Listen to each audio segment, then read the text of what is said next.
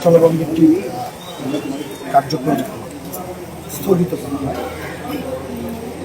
তারপর থেকেই এখানে ব্যবসায়ী, সাধারণ মানুষ সবার একটা প্রত্যাশা ছিল যে পোর্টটি চালু করা, এবং আমরা যারা কাজ করছি সরকারের পক্ষ থেকে আমাদেরও এই পোর্টটির প্রতি একটি বিশেষ উদ্যোগিতা আছে। কারণ এটি বেগম খালেদা জিয়া আমাদের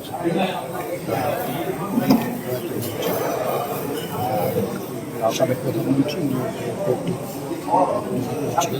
এখানে মানুষের দাবির প্রেক্ষিতে যেহেতু পোর্টটির কার্যক্রম স্থগিত ছিল, সবার চাওয়া ছিল, আপনাদেরও চাওয়া ছিল, সাধারণ মানুষ, ব্যবসায়ী, এখানে যারা অন্যান্য স্টেক হোল্ডার আছে সবার চাওয়া ছিল। সেই পরিপ্রেক্ষিতে গতকালকে আমরা একটি মিটিং করেছি।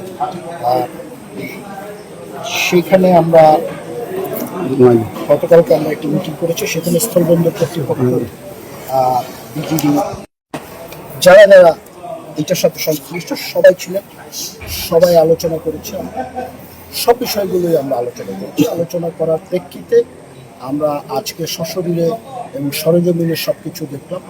আমরা কালকে থেকে এখানে যারা ছিলেন পোর্ট অপারেটর তাদের সাথে কথা বলেছি, তারাও ছিলেন। আজকে থেকে এই পোর্টটির কার্যক্রম আবার নতুন করে শুরু করার আমরা উদ্যোগ নিয়েছি। সেই উপলক্ষে আমাদের আজকের এখানে আসা। মাননীয় মন্ত্রী, আমার লাস্ট একটা প্রশ্ন। আমাদের এই সীমান্ত এলাকা, এই আপনার দীর্ঘ 54 কিলোমিটার টেকনাফ উপজেলা, মনে হয় 54-60 কিলোমিটার, এই নাফ নদীর সীমান্ত এলাকাটা পুরাটাই অরক্ষিত। আমরা যেই সমস্যা বারবার জর্জরিত হচ্ছি, রোহিঙ্গা অনুপ্রবেশ,